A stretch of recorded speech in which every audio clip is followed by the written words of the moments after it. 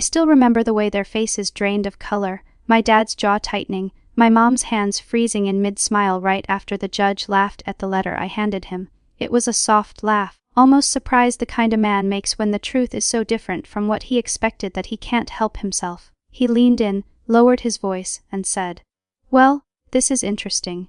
And in that moment, I felt something I hadn't felt in years. Vindication. The kind that hits you right in the chest. The kind that makes every sleepless night, every doubt, every lonely mile driven down Highway 1 finally mean something.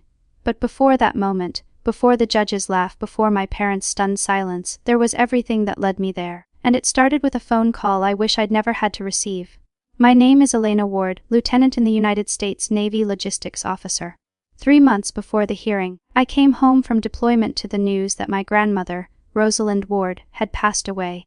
She was the woman who raised me when my parents couldn't be bothered, the woman who made sure I had shoes that fit and lunches packed and someone to clap when I got an award at school. She left a mark on everyone she met: shop owners in the Keys Church, friends, old Navy veterans who rented her cottages year after year, and she owned something else too: 7 small vacation homes scattered across the Florida Keys. They weren't fancy, but they were charming. Little pastel cold places with tin roofs and hammocks out front, each one with its own story. I grew up sweeping those porches, trimming those bushes, repainting the shutters in the heat of June. Grandma always said, "These houses will take care of you someday, sweetheart. You just have to take care of them first."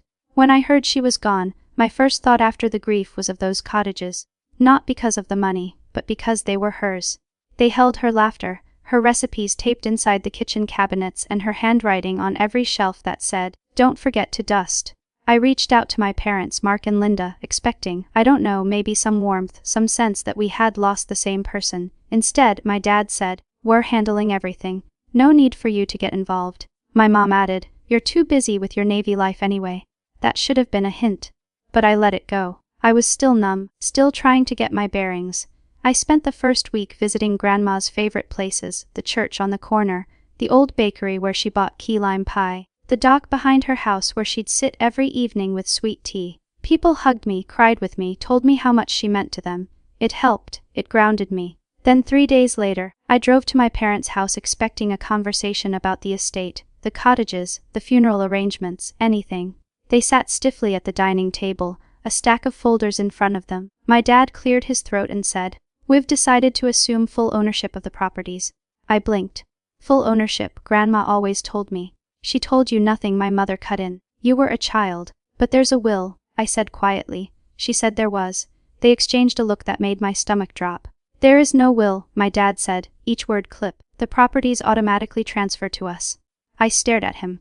"That doesn't sound right." "It's the law," he said. "And frankly, after everything we've done for those houses, we deserve them." I almost laughed. They had done nothing. Grandma had maintained them for decades. I had helped every summer and every holiday. My parents had barely lifted a finger. Still, I tried to stay calm. "Navy training teaches you that anger clouds judgment. Can I at least see the paperwork?" I asked. My mother stood, gathered the folders, and said, "There's nothing for you to read." Then she added, "You should be grateful we're not asking you to reimburse us for the funeral." That stung. I walked out that night with a pit in my stomach. Something wasn't right. Something was missing. And most of all, where was Grandma's will? Because I knew deep in my bones that she would never leave things in chaos. She was a planner, a list maker, the kind of woman who labeled the back of every photo with who was in it, and where it was taken. A week later, one of Grandma's long-term tenants slipped a plain envelope into my hand as I visited the cottages. "She told me to give you this," the woman whispered. "Said it was important." Inside was a short note in Grandma's handwriting. "If anything ever happens to me, look in the safe. You'll know what to do." A safe where she'd never mentioned one. After a little digging and a long conversation with her bank, I found it a safe deposit box under her name. And inside I found binders filled with property records, old ledgers, deposits, receipts, tenant agreements, and an unsigned copy of a will that listed me as the person she wanted to maintain the cottages and keep rent affordable. But unsigned wasn't valid, not in court. Still, it was something, a trail. I held on to that hope like a life raft. For the next month I visited every tenant, every local friend of hers, every small business she supported. I pieced together a picture that didn't make sense because it painted my parents not as grieving children, but as people who'd been circling the estate like vultures. Every conversation, Every scrap of paper, every off-hand comment built the case. I never thought I'd need my grandmother's properties weren't meant to be taken by my parents. They were meant to be preserved, and they were meant for me to protect. That's how I ended up in the courtroom. That's why my dad sat there smugly. That's why my mom smirked like she'd already won. And that's why the judge laughed when he opened my letter, the one I had spent weeks assembling piece by piece, like a final salute to the woman who raised me. But that is just the beginning of the story. The morning after the hearing notice arrived in the mail, I stood in my grandmother's old kitchen, still smelling faintly of citrus cleaner and the lavender soap she loved, and felt a heaviness in my chest I hadn't known since my earliest days in Navy boot camp. There's a particular kind of weight that comes from preparing for a battle you never wanted to fight. You tell yourself you're strong enough, disciplined enough, trained enough, but family wounds have a way of knocking the wind out of you in ways a drill instructor never could. I leaned against the counter, listening to the hum of the old refrigerator. It was the same fridge Grandma had since the late 90s, still covered in faded magnets from all 50 states. One of them, a little pelican from Kyrgo, was crooked, and I reached up to straighten it. That tiny motion brought back a memory of her soft voice saying, "Everything looks better when it's lined up just right, sweetheart." She was right, she always was. But nothing about my life felt lined up now. My parents hadn't spoken a word to me since the confrontation in their dining room. My brother Kyle had sent me one text message. "You're ruining everything, stop." Just that. No punctuation, no explanation. It wasn't unusual for him to be vague. Kyle had spent most of his adult life drifting between half-finished jobs and bad habits. But this felt different, almost like a warning or a threat. I deleted the message and slid my phone into my pocket. I drove to the cottages that afternoon, determined to take inventory of everything I could still control. The sun hung low over the water, shimmering on the horizon like a sheet of hammered gold. It was the kind of beautiful day Grandma loved. She would have stood out here with her iced tea and said something like, "See, even when the world's upside down, the keys stay steady." But the keys didn't feel steady now. As I walked the gravel path between the cottages, I noticed things I had overlooked before. Freshly replaced gutters that my parents had claimed as their expense, a new AC unit on Cottage 4 and a pile of unused lumber near Cottage 6. I hadn't approved any of it. Had my parents really taken over the maintenance, and with what money? One of the long-term tenants, a soft-spoken retired Coast Guard man named Frank, came out onto his porch and lifted a hand. "Lieutenant Ward," he greeted me with a small nod. He always used my rank, not out of formality but respect. I walked up the steps. "Afternoon, Frank." He studied my face for only a second before sighing. "You all right? You look like someone stole your compass." I sat on the top step beside him. "Maybe they did." He nodded slowly like he already knew. "Your grandma told me more than she told most folks. She didn't trust your parents to handle these places. Said they didn't understand people, only money." Hearing it out loud stung. "Did she ever mention signing a will?" Frank hesitated. "She mentioned meeting with someone, said it was to make things official." After that she seemed relieved. Official. That word echoed in my mind. If she had completed the will, why wasn't it anywhere? Who would benefit from it disappearing? I thanked Frank and continued my walk, feeling a storm of questions building. Near Cottage 7, I saw a figure I didn't expect. My father. He was talking to a man in a polo shirt holding a clipboard, a real estate agent. My father spotted me and stiffened. The agent followed his gaze, then gave a polite nod and walked off toward his car. Dad's jaw moved slightly the way it always did when he was irritated, but pretending he wasn't. "What was that?" I asked. "None of your business," he replied. "We're evaluating options." "Options for what?" "The future." He brushed his hands off as if he were wiping dust that wasn't there. "These places need real management, Alina, not some Navy fantasy." I stared at him. "You're trying to sell them." He didn't deny it. "They're ours. We can do what we want." My voice tightened. "You're acting like Grandma didn't exist." He blinked, eyes momentarily softening, but only for a breath. She didn't understand how much responsibility these places are. She didn't know what she was asking for. She knew exactly what she was asking for. I said quietly. "She trusted me," Dad scoffed. "She trusted you because she spoiled you." I nearly laughed. Me spoiled? I'd earned every inch of my life in sweat and discipline. But I didn't say that. There was no point. He turned to walk away but paused. "Dropped the hearing. Elena, it's embarrassing." I stood there stunned as he got into his truck and drove off. The smell of dust lingered in the air after he left, mixing with the salt breeze in a way that made the back of my throat tighten. I called my attorney as soon as I got into my car. Her name was Andrea Wallace, a sharp but patient woman who had spent 20 years handling estate disputes across Florida. When I explained what I'd just witnessed, her voice sharpened instantly. "They're preparing to liquidate the property," she said. "We need to act fast." "But without a signed will." "You don't need the entire will," Andrea said. "You need proof there was one and that it was tampered with." That word again, proof. A few days later, I visited the local church where Grandma had volunteered for years. The pastor, a gentleman with kind eyes, welcomed me into his office. "Your grandmother left something with me," he said, reaching into a locked drawer. "She said it was just in case someone tried to rewrite her story." He placed a sealed envelope on the desk. My hands trembled slightly as I opened it. Inside were a handwritten note from Grandma, a copy of an earlier partially signed will, a notarized letter stating her intent to leave me managerial rights over all 7 homes, and a list of beneficiary instructions. But the last item stopped my breath: a photocopy of a notary logbook entry listing the date, time and witness names for the signing of her final will. My heart raced. "Pastor," I whispered, This is everything." He nodded. "She trusted you for a reason." That night I sat at Grandma's old table with every document spread out before me. I felt the weight of her love, her planning, her belief in fairness. This wasn't about money. It never had been. It was about her legacy and the truth she wanted protected. I knew then what I had to do. The hearing wasn't just necessary, it was inevitable. The following week became a blur of miles on the car, cups of lukewarm coffee, and long conversations with people who had loved my grandmother in ways my parents never understood. If part 2 was about realizing something was wrong, part 3 was where every loose thread started tightening slowly, quietly, but unmistakably into a rope strong enough to pull the truth right into daylight. I began at the church. It was the natural starting point, Grandma's second home. The place where she'd baked pies for fundraisers, and knitted blankets for newborns, and dropped off half the vegetables from her garden, just because someone might need them. I walked into the fellowship hall that Tuesday afternoon and half a dozen older women immediately stood up, arms open. "Alana, honey," said Mrs. Parker, hugging me tight. "Your grandma would be so proud you're fighting for her." I hadn't realized how tired I looked until that moment.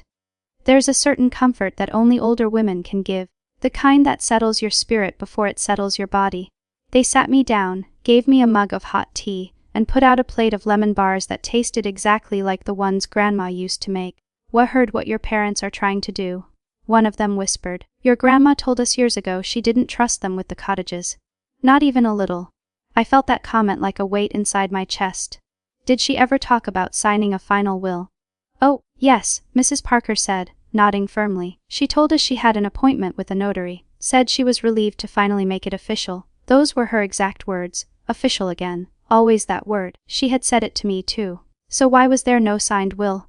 Why was the only version the one hidden away unsigned in a safe deposit box my parents never mentioned? The women encouraged me to talk to a man named Samuel Rohr, a retired notary who lived just a few streets from the church. "He's in his 80s, they said, sharp as ever. He knew your grandmother well." I knocked on his door that afternoon. A tall, white-haired man answered, leaning slightly on a cane, but with eyes still bright as polished glass. "Lieutenant Ward." He greeted me before I even introduced myself. "I heard you might be coming." He invited me inside, insisting I sit in the recliner, because that thing cost more than my first car, and someone ought to enjoy it. His humor put me at ease. "Sir," I began, "I was told you may have helped my grandmother with a will." He folded his hands on his lap and nodded. "Yes. She called me 1 week before she passed. Said she wanted you to have oversight of the cottages because you understood people, not just numbers." We met at her kitchen table. She had her documents ready. She signed the final will right in front of me. My breath caught. "She signed it." "Oh yes," he said, tapping the side of his head. "Clear as day. I logged it like any other notarization." She had 2 witnesses, neighbors of hers. Good folks. I stamped the document myself. "Do you still have the logbook?" I asked. He paused, then stood and shuffled to a bookshelf. He pulled out an old leather-bound book, its pages yellowed around the edges. "Here," he said, handing it to me. "Page 72. I opened it carefully. There it was, her name, the date, the time, the 2 witness signatures, his notary seal. Clear, undeniable, final. Tears stung the back of my eyes, not of sadness but of relief, so powerful it felt like my ribs couldn't hold it. "Mr. Rohr," I whispered, "this means everything." He patted my hand. "I know. That's why I kept the book handy. Something told me you'd need it." I left his house with a photocopy of the logbook entry, my hands trembling slightly because I understood exactly what it meant. The will existed. The will was signed, and it had gone missing after her death. That wasn't an accident. Someone removed it. Someone benefited from its disappearance. And I suddenly knew exactly who had the most to gain. I called my attorney Andrea as soon as I got into my car. She answered on the first ring.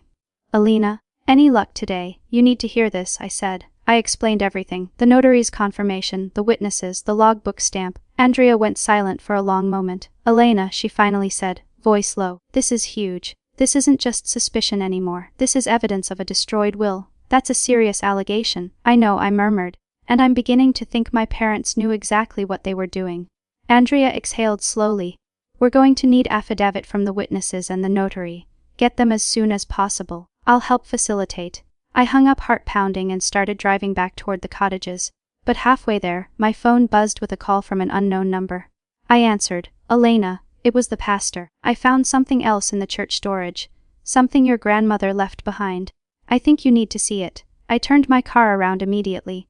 When I arrived, he led me into a small office stacked with cardboard boxes. From one of them, he pulled out a heavy manila envelope sealed with clear tape. My grandmother's handwriting curled across the front for Alina if anything happens. Inside were decades of rent ledgers, notes about each tenant, copies of correspondence with her lawyer, and most hauntingly a letter addressed directly to me. I unfolded it with shaking fingers. My dear Elena, if you are reading this, I could not finish what I wanted to. I trust you with the cottages because they are not just properties. They are the stories of every person who stayed to find peace. Protect them and be wary of those who want what they did not earn. I swallowed hard, my chest tightened. This wasn't just an estate. This was her legacy, and she knew somehow that my parents would try to take what they had never nurtured. As I drove home that evening, the weight of it all pressed against me. The sun was setting over the bay, washing the sky with oranges and purples that looked almost painted. Grandma always said sunsets were God's way of reminding us that endings can still be beautiful. But this ending wasn't here yet, and before things could get better, the truth had to come out. The cottage porches glowed in the dusk as I pulled up each one, looking more like a promise than a building. I held the envelope close, knowing tomorrow would be a turning point. For the first time since Grandma died, I felt like I wasn't walking blind. I had proof, I had purpose, and I had her voice guiding me forward. The next morning, I woke before sunrise, not because of an alarm, but because my Navy instincts kicked in. Years of deployment had trained my body to snap awake when something serious needed to be done. And that day, everything felt serious. The evidence I'd gathered wasn't just paperwork. It was the backbone of a story my parents had tried to erase. For the first time since Grandma died, I felt steady, focused, ready. My attorney, Andrea, had told me to meet her at her office in Kirgo at 900. I arrived 10 minutes early, coffee in hand, wearing my service khakis. Not because I needed to, but because it reminded me who I was, someone who didn't run, didn't lie, didn't fold. Andrea's office was small and simple, filled with bookshelves and framed certificates. When she walked in, she was holding a yellow legal pad and a pen tucked behind her ear. Good morning, Lieutenant, she said. You look like someone ready to take on Congress. Just my family, I replied. She laughed just once and motioned for me to sit. Let's get to work. What you brought me yesterday changed everything. She spread the documents across her desk, the photocopy of the notary's logbook, the pastor's envelope, the earlier drafts of the will. She handled each page with the care of someone working on a puzzle with missing edges.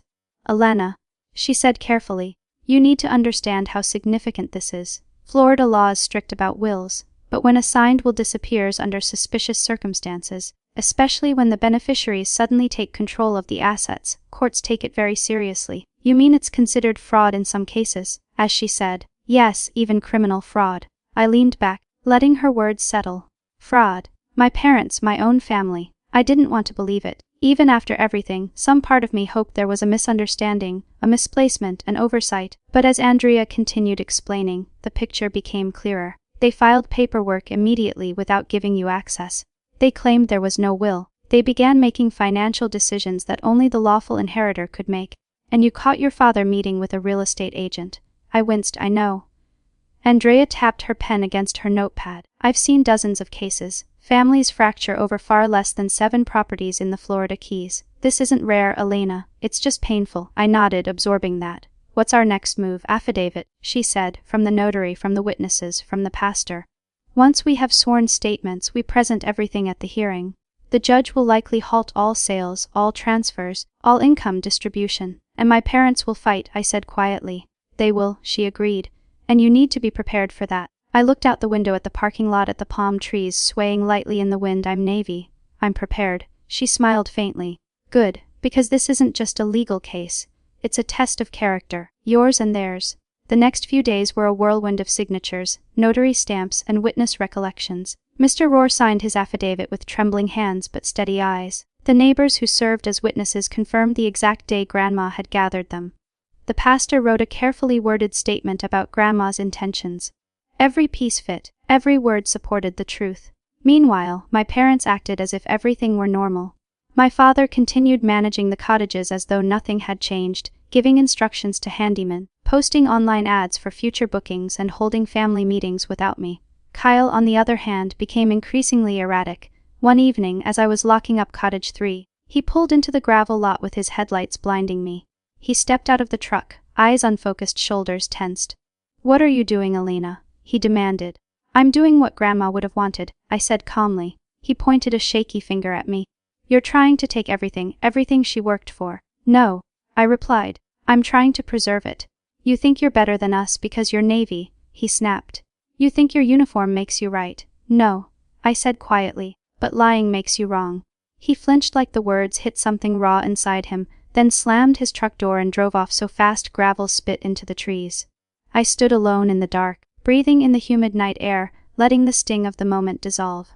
I felt sadness more than anger, sadness for the boy Kyle used to be, the big brother who'd carried me on his shoulders at the county fair, the teenager who taught me how to fish, the man who'd gotten lost somewhere along the road.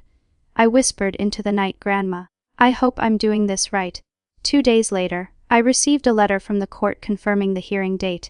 Andrea and I reviewed everything again at her office. "Elena," she said as she handed me a thick folder, "this is your case. It's strong, stronger than most." I held the folder, feeling its weight as heavy as responsibility, as light as hope. "Are you ready?" she asked. I thought about my Navy training again, about facing storms at sea, difficult leaders, impossible schedules, and long deployments. Yet none of those things had shaken me as deeply as this battle with my own family. "Yes," I said, "I'm ready." Andrea gave a small nod. "Good, walk in with your head high, speak only when addressed. Answer clearly and calmly, the judge will notice." "And my parents?" I asked. She exhaled. "They'll try to rattle you, stay composed. Truth is on your side." I smiled slightly. "Truth and paperwork," she laughed. "That too."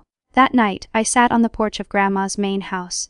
The air was warm, tinged with the smell of salt and hibiscus. I looked at the cottages, each one glowing softly in the evening light, and felt her presence everywhere.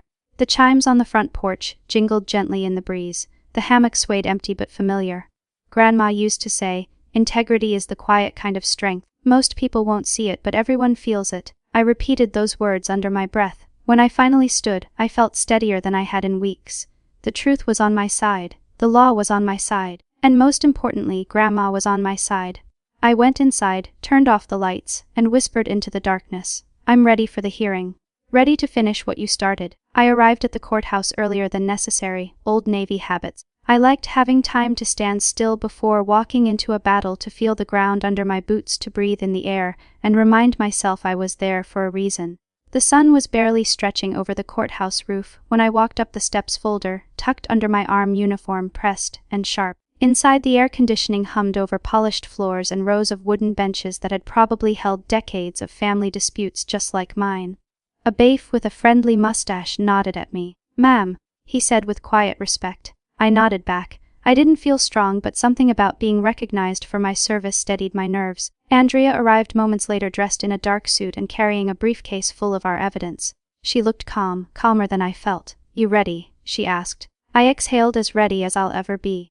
When the courtroom doors opened, my parents were already inside. My father sat confidently in the front row, legs crossed, one arm casually stretched over the bench as if he were about to watch a show. My mother sat beside him, smoothing her skirt with exaggerated calm. Kyle leaned against the back wall, arms folded, looking like he wanted to be anywhere else. His left foot tapped restlessly, a sign of nerves or guilt. None of them looked at me. Andrea leaned in. "Remember, do not react. Let their behavior speak for itself." We took our seats at the petitioner's table. The judge entered and everyone rose. He was an older man with silver hair and clear blue eyes, the kind of judge who looked like he'd seen every possible family mess cross his bench. "Please be seated," he said. The courtroom settled. "Today's case involves the estate of Rosalind Ward." He began scanning the docket. Allegations of disputed inheritance, potential document destruction, and unlawful transfer of assets. My father straightened proudly. The judge adjusted his glasses. We'll begin with the respondents. My father stood smiling, Your Honor. The 7 vacation homes in the Florida Keys belong to us. There is no will. They were passed to me and my wife by right. My mother nodded. Our daughter is trying to stir up trouble. She doesn't deserve a cent. The judge blinked once slowly, almost like he was absorbing the audacity of their statements. Thank you, he said. Please sit. Then he turned to me. Ms. Ward, you submitted an envelope before this hearing. Please step forward. My heartbeat thudded in my ears, but my feet carried me with the ease of someone walking onto a parade deck. I handed him the letter, the carefully prepared packet Andrea and I had assembled. The judge opened it, pulled out the documents, and began scanning through the pages. The room felt like it held its breath. He read the notarized logbook entry. He read the pastor's letter. He read the affidavit from the witnesses. He flipped through the copies of Grandma's earlier wills, the rent ledgers, the correspondence. Then he stopped on one page, his eyebrows lifted. He read it again, then again, and he laughed. Not mocking, not cruel. A soft, surprised laugh. The laugh of a man who had just watched a tower of falsehood come crashing down. My parents stiffened. The judge leaned forward, tapped a finger on the page, and said quietly, almost conversationally, Well, this is interesting. Everything inside the courtroom shifted.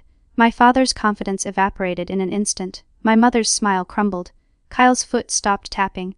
The judge cleared his throat. According to the evidence provided, he said a final will was indeed signed and notarized by the deedant. Witness logged. The disappearance of that will, coupled with immediate attempts to assume property control, raises serious questions, potentially criminal ones. My father's face went pale. My mother gripped the bench so tightly her knuckles whitened. However, the judge continued, the purpose of this hearing is not to determine criminal charges at this moment, but to ascertain rightful management of the estate. He looked toward me. Ms. Ward, please explain in your own words your grandmother's intentions for these properties. I swallowed, studied myself, and spoke.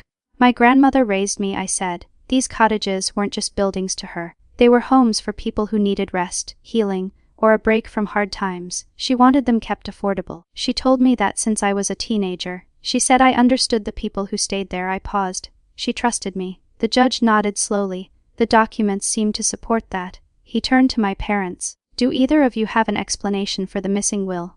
My father opened his mouth, but no words came out. He looked confused, angry, cornered. My mother reached for his hand, but he pulled away, eyes darting from the judge to the documents to me. The judge waited 5 seconds, 10 seconds, no answer. He sighed. Given the circumstances, I am issuing an immediate order to halt any sale, transfer, or modification of the 7 properties. Furthermore, temporary managerial authority will be granted to Ms. Ward until further proceedings. My mother gasped. She's lying. The judge raised a hand. Enough, you will speak through counsel. Andrea leaned toward me. This is the best outcome possible for today. But the judge wasn't done. He removed his glasses and looked at my parents with an expression, and I can only describe as disappointment. Family disputes are painful, he said, but attempting to override a legally signed will is unacceptable. I strongly advise all parties to consider mediation before this escalates further. My parents sat frozen, pale and motionless. The judge stood. Court is adjourned. The gal struck for a moment. The entire room stayed still. Even the dust mote seemed suspended in the sunlight. Then Kyle moved first, storming out without a word. My mother rose shakily, refusing to meet my eyes. My father lingered a second longer, staring at me with something between fear and regret and me. I exhaled the deepest breath I'd taken in months. It wasn't victory. Not yet. But it was truth laid out plain as day. A foundation I could stand on. A turning point Grandma would have understood. The courthouse parking lot was already thinning out by the time I stepped outside. People drifted to their cars in quiet clusters, murmuring about their own hearings, their own families, their own troubles. Meanwhile, I stood still beneath the fading Florida sun, feeling something I hadn't felt since the day Grandma died, clarity. Andrea walked beside me, heels tapping softly on the pavement. That was a turning point, she said.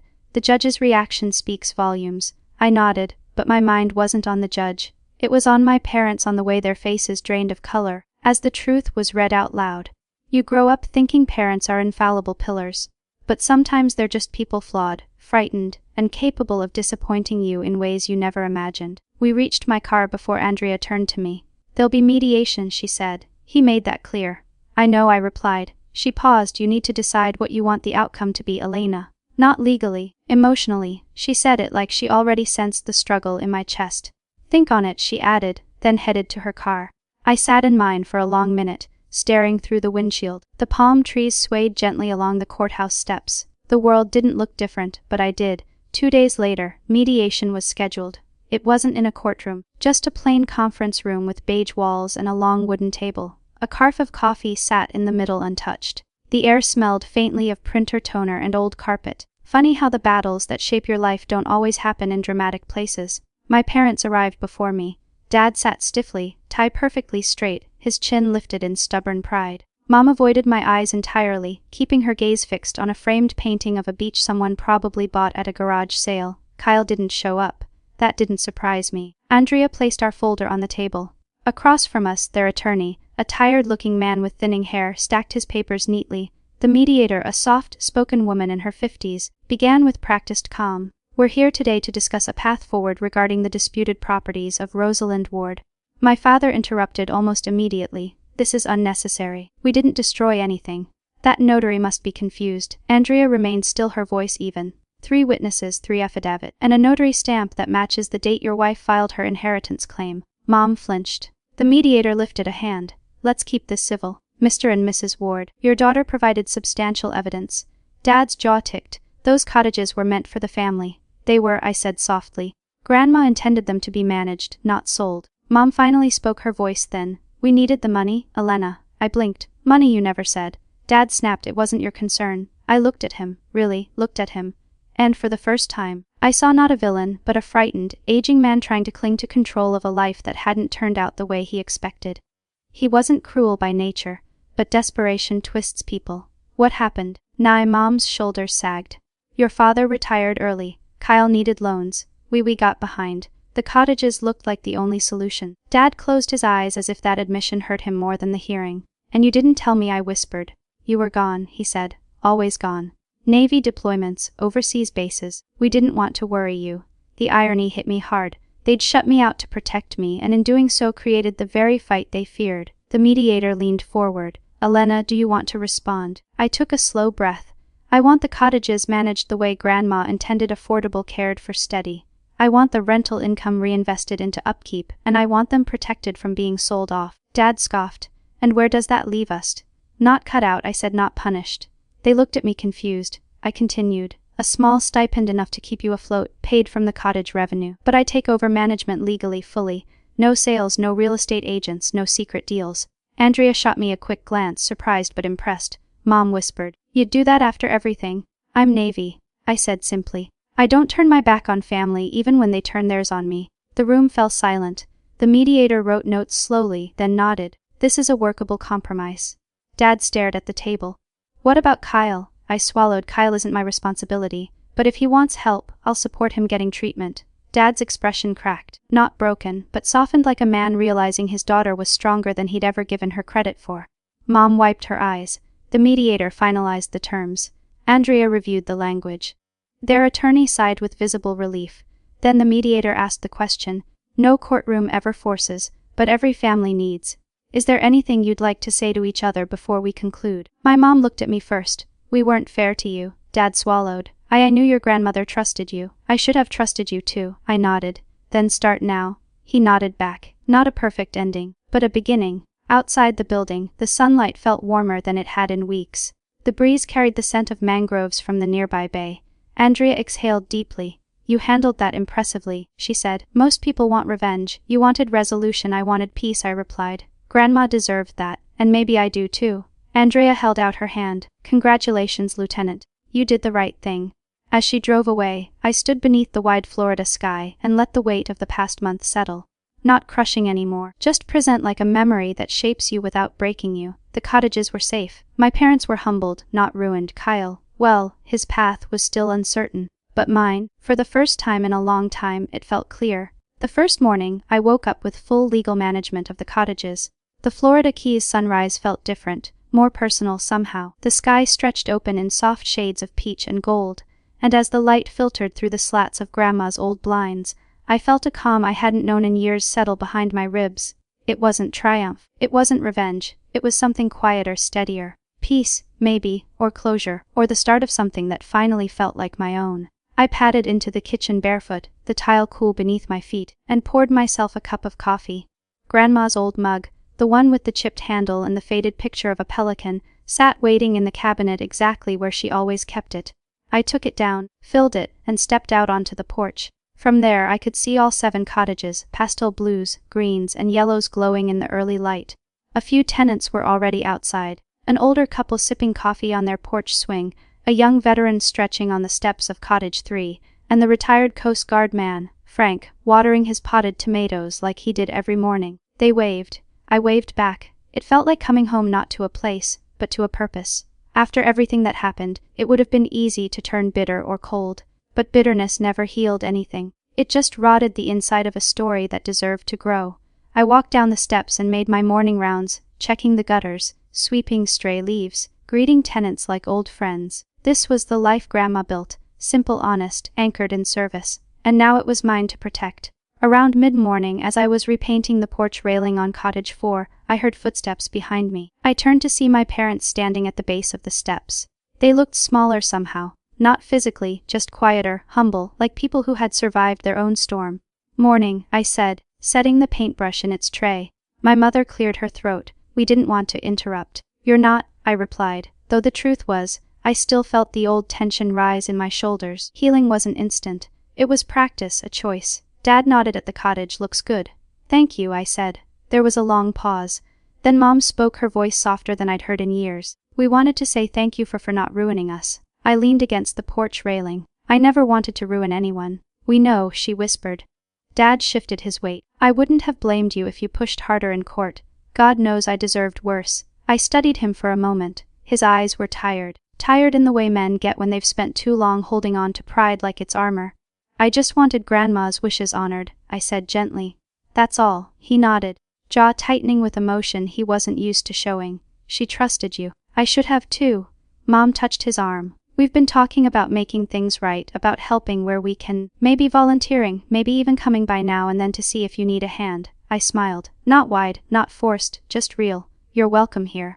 But the cottages won't be sold, not ever." Dad let out a breath that sounded like acceptance. "We understand." As they walked away hand in hand, something I hadn't seen since I was a child, I felt a knot inside me loosen. Not fully, but enough. Enough to believe that reconciliation wasn't just a word. It was possible, earned, slow but possible. Later that afternoon, I found Kyle sitting on the edge of the dock behind Grandma's house, feet dangling over the water. I hadn't expected him to be here. He stared out across the shimmering bay shoulders, stiff face blank. I sat beside him without saying anything. Sometimes silence is the only bridge between broken siblings. After a long few minutes, he said quietly, "I'm checking into a program, a real one, not the fake stuff I told you about."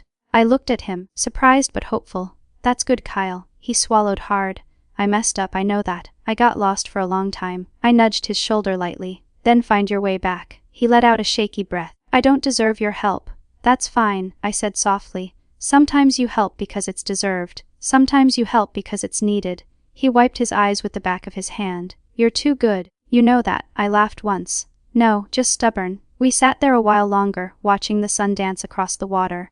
And for the first time in years I felt like maybe, just maybe, my family wasn't broken beyond repair. The next few weeks unfolded easily, almost gently. I hired a local handyman, restored the gardens, repainted the shutters, and worked on updating the rental system so long-term tenants could stay without fear of sudden hikes. Word spread fast that Rosalind's cottages were being cared for again, and former tenants returned to visit like old friends. Every night, I wrote a few lines in a small journal, something Grandma used to do. On the last page, I copied her handwritten words from the letter she left me: "Protect them and be wary of those who want what they did not earn." But beneath it, in my own handwriting, I added, "Forgive when possible, heal when you can, lead with integrity." One evening, while watching another breathtaking sunset from the porch, I felt an idea forming in my heart, gentle but certain, a message, something I wished people would carry with them after hearing my story. So, I stood, walked inside, and recorded a few lines for the audio channel where I'd been sharing my experiences. When I finished, I listened back. "If you've made it this far, thank you for being here with me."